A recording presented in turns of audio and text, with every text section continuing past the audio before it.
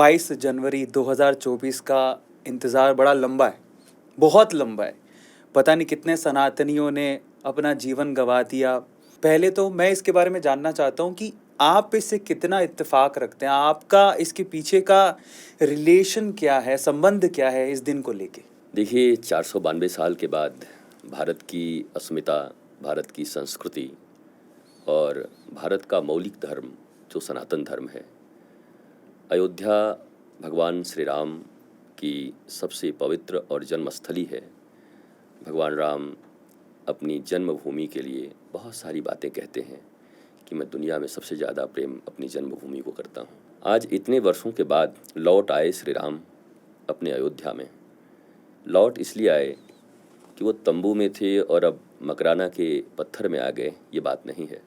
बात ये है कि राम को उपेक्षित करके अपने ही देश में और कहीं न कहीं ऐसी साजिशें, ऐसे बहुत सारे राजनीतिक कारण रहे होंगे, कंपल्सन रहे होंगे लोगों को, जिसके कारण भगवान को उन्होंने इग्नोर किया। भगवान को इग्नोर करने से भगवान का तो कुछ बिगड़ता नहीं है। He is almighty God.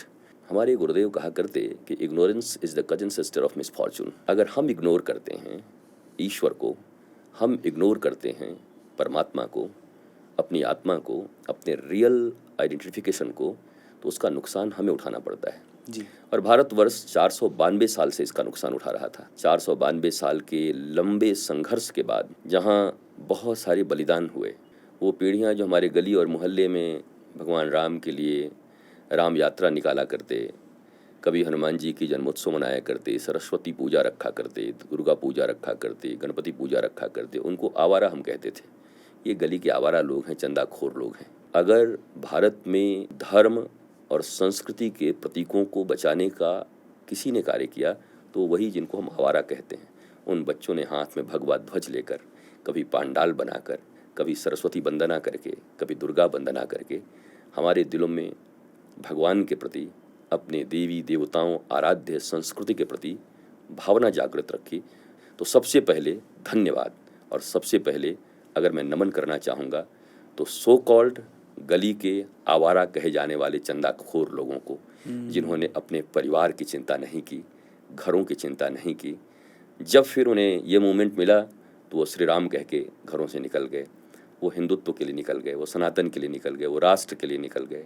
उसके बाद जिन्होंने भगवान राम के इस मंदिर के पुनर्स्थापन के लिए लोगों में भावनाएं भरी, लोगों के सामने आकर निर्भीक होकर उनको उनका शौर्य याद दिलाया, और वो लोग जिन्होंने राजनीति में भी रहते हुए, संगठन में रहते हुए या व्यक्तिगत तौर पर किसी आक्रांता के द्वारा तोड़ी गई मंदिर को पुनः भगवान श्री राम के जन्म स्थान के मूल केंद्र के रूप में स्थापित करने में अपना जो महत्वपूर्ण योगदान दिया, उन सबको धन्यवाद। पूरे भारतवर्ष के लोगों को ही नहीं, पूरी दुनिया के सनातन संस्कृति के लोगों को और उनके साथ साथ 8 अरब लोगों को करना चाहिए, क्योंकि एक सनातन संस्कृति और धर्म ही है जो वसुधैव कुटुंबकम की बात करती है। जी। आप स्वयं एक इन्फ्लुएंसर हैं, आपने बहुत सी बातों को दुनिया के सामने ऑनलाइन रखा है, लोगों की मदद की है बातों को रखने में।